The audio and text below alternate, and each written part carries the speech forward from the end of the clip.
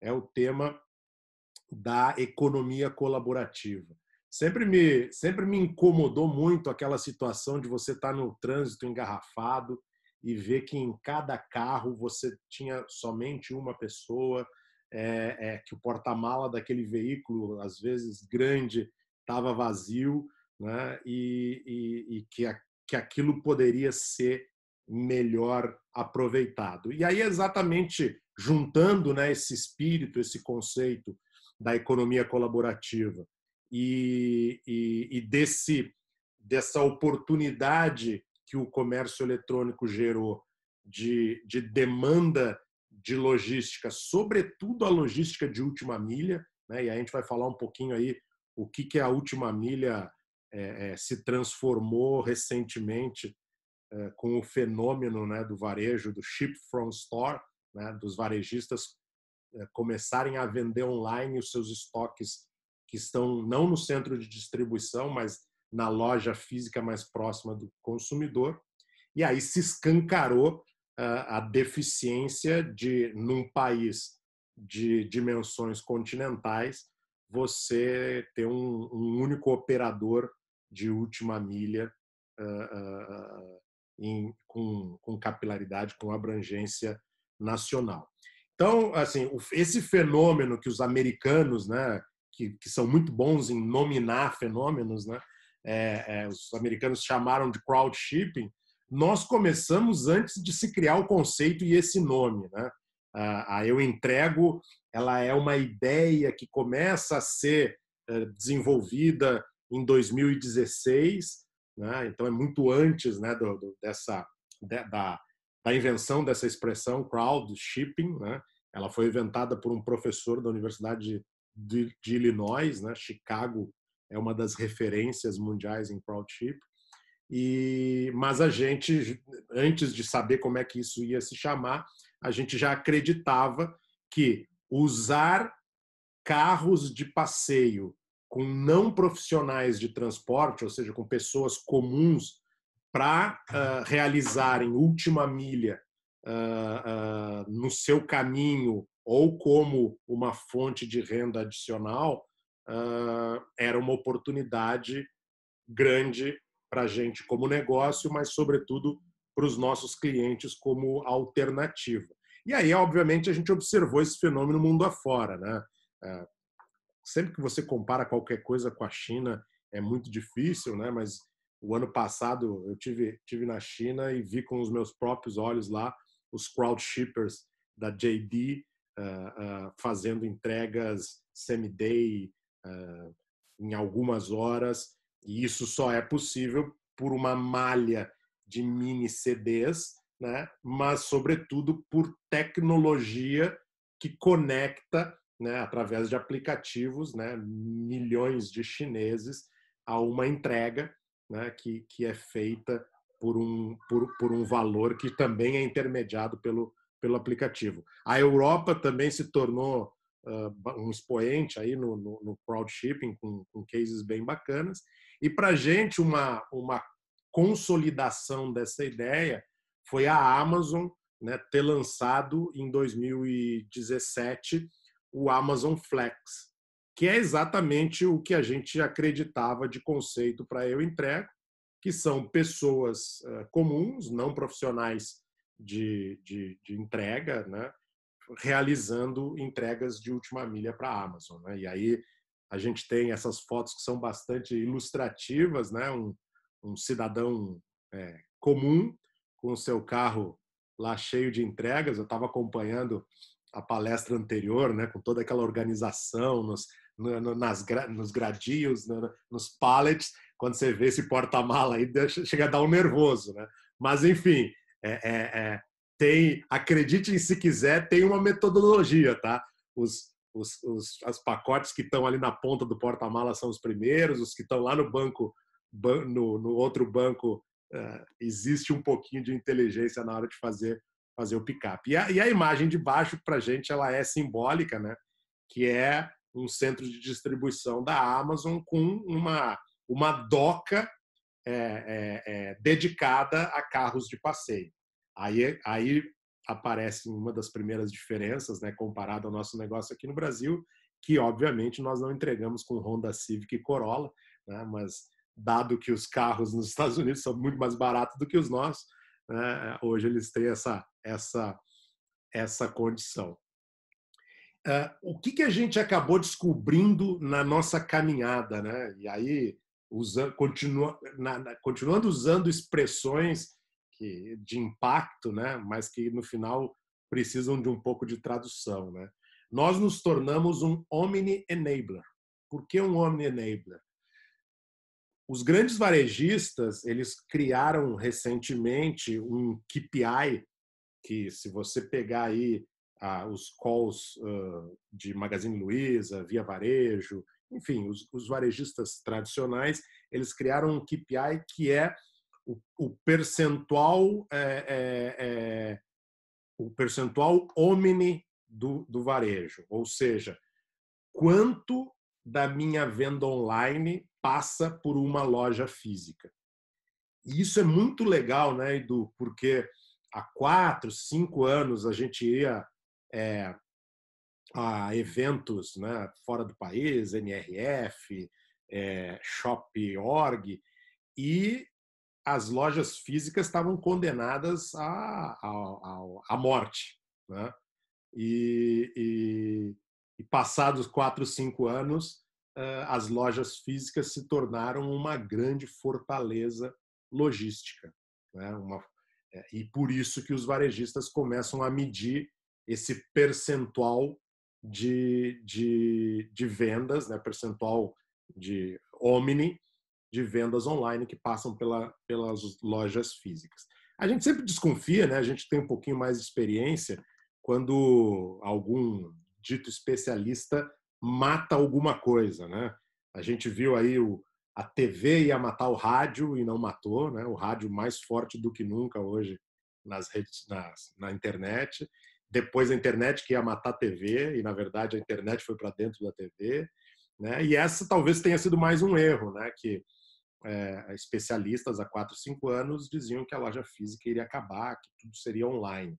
E a loja física se transformou numa grande fortaleza. E um dos cases que a gente acompanha é a Target nos Estados Unidos, que transformou a sua rede física de lojas num diferencial de velocidade de entrega das vendas online, sendo mais rápido do que a poderosa Amazon, pelo fato da Amazon não ter uma rede de lojas físicas, né? E trabalhar com CDs, mini CDs, lockers avançados, mas ela se deu conta que aquela loja física, que era um ponto comercial, se transformou também num ponto estratégico logístico do negócio. E aí por isso que nós nos chamamos de omni-enabler. Por quê? À medida que o varejista decide vender online o seu estoque dentro da loja mais próxima do consumidor, se escancara a necessidade de uma solução eficiente e barata de última milha e com capilaridade nacional. Isso faz com que o crowdshipping seja, na minha opinião, que obviamente é uma opinião suspeita, né? Como o crowdshipping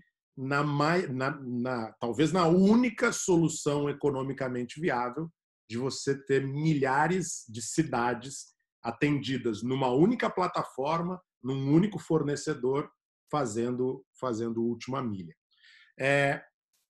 O nosso negócio hoje, o nosso KNAI não é um KNAI de logística, né? Nós não somos um operador logístico, nós somos uma empresa de tecnologia que desenvolveu um marketplace, uma plataforma para conectar demandas de logística com motoristas, né, de carros de passeio. Essa semana a gente estava dando uma olhada, nós somos, na maioria, uma rede de carros de passeio, mas a gente tem aí algo próximo de 10% da nossa rede que são as tradicionais Fiorinos, Motoboy, o VUC, o caminhãozinho, etc. Mas, assim, mais de 90% do nosso negócio é esse modal alternativo. Eu não sei se com esse compartilhamento, vocês enxergam o meu mouse? Enxergam a setinha? Sim? Sim, dá para ver o mouse. Ah, beleza. Só para não ficar, talvez, indicando Isso. e o pessoal não tá vendo. Que ótimo. Então, na prática, não vou entrar no tecniquez, que eu acho que não é a nossa proposição, mas só para entender o que a nossa plataforma faz, né? Então, aqui do lado da esquerda, a gente tem demandas, né? E aqui eu acho que vem, opa, perdão, aqui eu acho que vem o primeiro diferencial da nossa plataforma, que focou em B2B. A gente não faz entrega de documento para pessoa física ou micro-ondas, chave, papel, etc. O nosso negócio é só B2B, só varejista, né? Só o cliente, indústria também, né? Mas o cliente corporativo. E aí, obviamente, né, que o sonho de uma empresa de tecnologia é só falar API, né, que as coisas sejam numa linguagem super moderna, mas a gente sabe que não é a realidade, sobretudo porque o varejo, né, ainda passa por um processo de modernização e digitalização. Então, a gente, de forma muito rápida, entendeu que a gente precisava ler todas as linguagens. Então, hoje, nós recebemos demandas por upload de planilhas, a gente se conecta com o clássico EDI do varejo, né? Nós temos a API, né? Mas também temos clientes que anexam um arquivo num e-mail, né? A nossa plataforma, o nosso hub de integração lê aquele arquivo anexado no e-mail e traz para dentro da nossa plataforma. E aí, a partir daí que a mágica começa a acontecer, que é a gente se conecta com essa demanda, a gente tem um app do driver, né? Então, e toda uma comunicação com esse motorista, né? Essas ofertas elas são a plataforma, né, com o módulo de roteirização já cria as rotas, né? Então eu vejo o seguinte: eu preciso para São José dos Pinhais, né? Daqui a um corte de 2 horas, um número X de motoristas num raio X do ponto de coleta, e a gente constrói já essa rota. Essa rota é ofertada para o motorista aceita ou não, né? É uma rede autônoma, e se ele não aceita, a gente vai ofertando para demais, num modelo muito parecido com o que o Uber faz com pessoas, e a partir daí ele aceita, ele é responsável por aquela rota, ele vai se identificar no varejista, né? A gente criou um app também para o lojista, então ao chegar na loja ele vai dar um match para que se legitime que ele realmente é um entregador que está elegível para aquela entrega, e a partir daí nós vamos dar para o varejista, através do nosso dashboard, todo o tracking, né, em tempo real, o que está acontecendo. O que a gente cria, né, então, de oportunidade para quem tem uma demanda de logística, sobretudo a logística de última milha? Primeiro, como a gente é uma plataforma, tem toda uma estrutura jurídica e de onboarding e cadastramento desse motorista, esse motorista assina um contrato com a plataforma, a gente mitiga passivos trabalhistas de, eventualmente, o nosso cliente tentar fazer esse negócio diretamente com autônomos, né? Então, nós somos uma camada entre esse conjunto de autônomos e as demandas dos varejistas. O que a gente fala que é a tecnologia a serviço da logística, né? E aí por isso que nós reiteramos que não somos uma companhia logística, somos uma companhia de tecnologia, uma plataforma que está tentando resolver um problema logístico. Redução de custo, porque à medida que nós estamos usando um modal, que é um carro de passeio, normalmente um carro de família, que era só um centro de despesa da família, e ele passa a ser um centro de receita, né? E que sem a necessidade de um investimento. Quer dizer, o sujeito ele não compra uma Fiorino, ou compra uma moto, ou aluga uma Fiorino para trabalhar. Não, ele usa o seu próprio carro, e aí o conceito, né, da economia colaborativa, compartilhada, aproveitar aquele recurso da melhor maneira. E aí, necessariamente, nós precisamos ter, né, custos menores, dados que nós não somos uma transportadora tradicional, não temos galpões, carros, somos sim um intermediador desse conjunto de motoristas autônomos com as demandas. E um dos segredos, né, porque a partir do momento que a gente fala, não, mas para aí, você está dizendo então que é um conjunto de não profissionais de transporte autônomos que sai carregado de produtos, e qual a garantia que esse cara não some com os produtos e nunca mais a gente consegue encontrá-lo?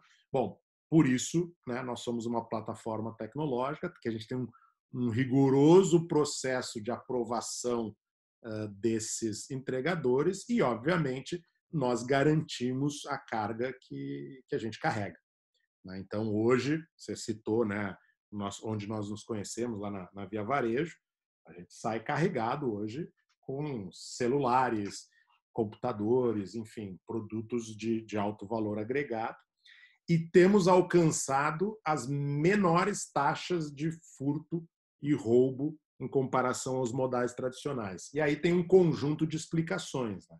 Primeiro, que é um carro sem identificação, né? Segundo, que por ser um carro, há um fracionamento muito maior da carga, quer dizer, é diferente de um caminhão, de uma Fiorino. A gente usa muita geolocalização. Então, por exemplo, a gente entrega Paraisópolis, aqui em São Paulo, Brasilândia, no Rio de Janeiro, Baixada Fluminense, lá aquele bolsão lá da grande Brasília, né, que são áreas muito complexas do ponto de vista de risco, né? E a gente tem conseguido atender, inclusive, regiões que os correios e transportadoras tradicionais não atendem. Por quê? É um morador da comunidade. A gente sabe que nas comunidades 90% das pessoas são trabalhadoras e do bem, mas tem 10% que são do crime e comandam aquela região. Só que as pessoas da região são respeitadas no seu trabalho, conhecem a regra, né, da comunidade, e isso faz com que a gente tenha conseguido fazer entregas em áreas de risco com um índice muito pequeno de roubo e furto. Vamos lá. Falando só mais um pouquinho de plataforma, né? A plataforma ela usa muitos algoritmos, todos eles são proprietários, desenvolvidos pelo nosso time de tecnologia. Então, toda a parte de roteirização, geolocalização, foto de canhoto, assinatura digital, foto do local da entrega, tudo é feito a partir da nossa plataforma e do aplicativo do motorista. A gente precisou desenvolver, inclusive, o nosso conceito de roteirização e construção das rotas, porque o nosso algoritmo, dado que nós somos um marketplace de autônomos com varejistas, o nosso algoritmo ele tem conceitos que os algoritmos de mercado não têm. Por exemplo, a gente hoje controla o objetivo de ganho do motorista autônomo. Então, quando ele começa a trabalhar com a gente mostra quais são os ganhos médios, ele seta na plataforma a sua expectativa e, a partir daí, o algoritmo trabalha para que ele chegue lá. Então, por exemplo, né, talvez se a gente tiver num ponto de coleta 50 pacotes, nós poderíamos mandar um único carro coletar esses 50 pacotes. O tempo de entrega seria maior. Eu poderia mandar 50 carros para fazer uma entrega cada um. Nós teríamos a entrega mais rápida do mercado, provavelmente economicamente inviável. Nós encontramos com o algoritmo um equilíbrio entre preço competitivo e expectativa de ganho do motorista, porque um dos segredos, e que não é segredo, né? Estou contando aqui, mas o difícil é o algoritmo executar isso, é você ter engajamento do motorista e ele recebendo uma remuneração digna pelo trabalho. Vocês devem ter acompanhado aí nos últimos tempos os manifestos, né, de motoboys, sobretudo de motoboys, reclamando das jornadas exaustivas e dos ganhos pequenos das plataformas de food. né? Isso é uma coisa que a gente tem um cuidado muito grande. O nosso motorista, mesmo que ele queira, ele não consegue fazer uma jornada maior do que 9 horas por dia. E a gente entende que tudo que se investe num bom ganho para esse motorista se reverte em SLA e engajamento e uma prestação de serviço que tem uma qualidade melhor. Então, esse equilíbrio ele é o segredo do sucesso do nosso negócio.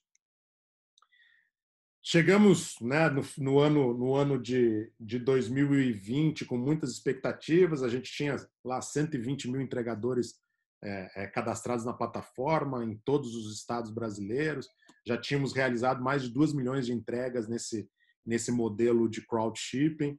Conseguimos uma cobertura nacional exatamente por atender varejistas nacionais e com redes de loja muito grandes.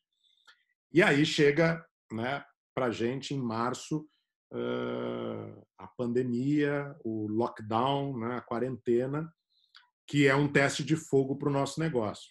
A gente cresce 5 vezes em 60 dias, o volume, e tanto plataforma como o nosso processo de operação resiste sem nenhum percalço, né? O que prova que a gente tem um modelo muito escalável, né? Você crescer em 60 dias 5 vezes, poucos negócios conseguem fazer isso, né? E o nosso negócio conseguiu exatamente porque os entregadores são uma rede autônoma, escalável, e a plataforma permite que você consiga aumentar volumes sem precisar contratar mais pessoas, mais operação.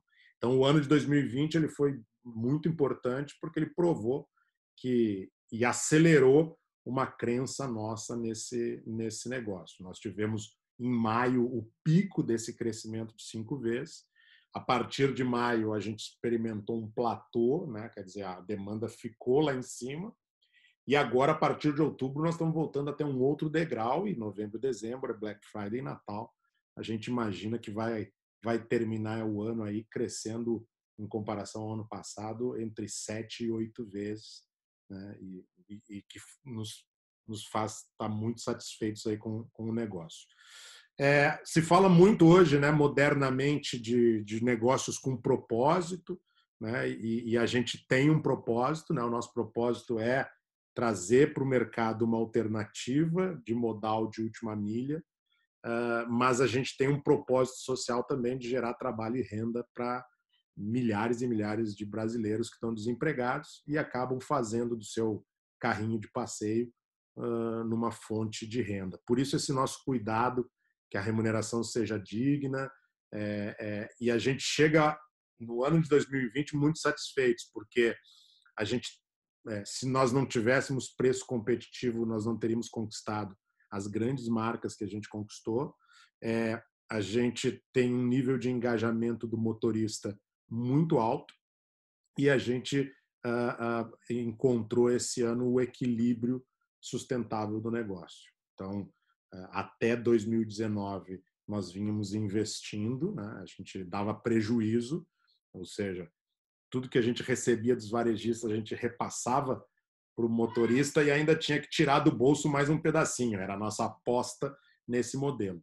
E a partir desse ano, a gente encontra não só o equilíbrio da operação, como começa a ter margem. Então, essa para a gente é a coroação do negócio, porque estamos gerando trabalho para as pessoas, estamos gerando uma alternativa poderosa de última milha para os nossos clientes e, como negócio, nós somos economicamente viáveis. Né? Então, o ano 2020 foi muito especial para a gente. Eu acho que eu termino aqui essa exposição, até para a gente abrir aí para perguntas, e eu acho que talvez nas perguntas estejam a melhor parte do nosso bate-papo aqui, mas eu acho que esse é um grande ativo, né, que a gente construiu aí nesses últimos anos. É bem provável que vocês já tenham tido uma experiência, caso tenham comprado dessas marcas pelo e-commerce, de receber os produtos em casa por um modal desses, muitas vezes nem perceptível, né? Eu costumo dizer que é uma revolução silenciosa, porque como o produto é deixado numa portaria, numa doca, muitas vezes o consumidor nem sabe que esse produto, a última milha desse produto foi realizada por um carro de passeio, por um não profissional de transporte.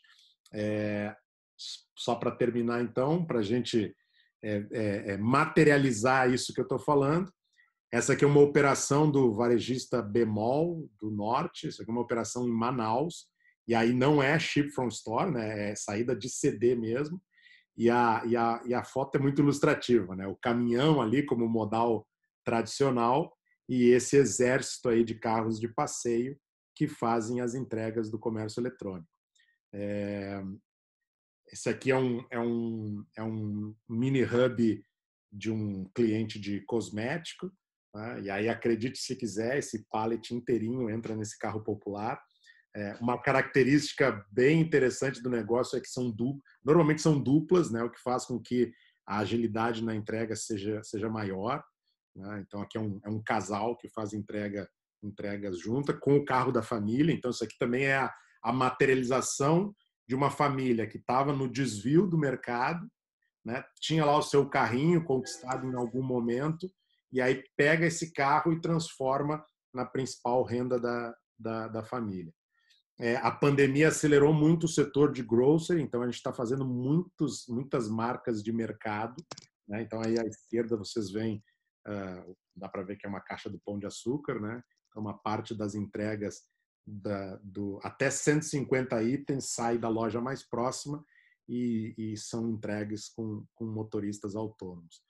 À direita aí um cliente de eletrônicos, eletrodomésticos, né? Você vê aí a Doblô lotada até o teto de entregas. Pet foi um setor também que cresceu muito na pandemia, né? Porque era evidente que ficando em casa você tinha que se alimentar e alimentar seus animaizinhos, as lojas no começo fechadas, né? Então o setor pet cresceu bastante. Pelos pallets dá para perceber que o modal motoboy não resolveria, né? Não tem como carregar. E aí um carro de passeio ele é super aderente a essa demanda.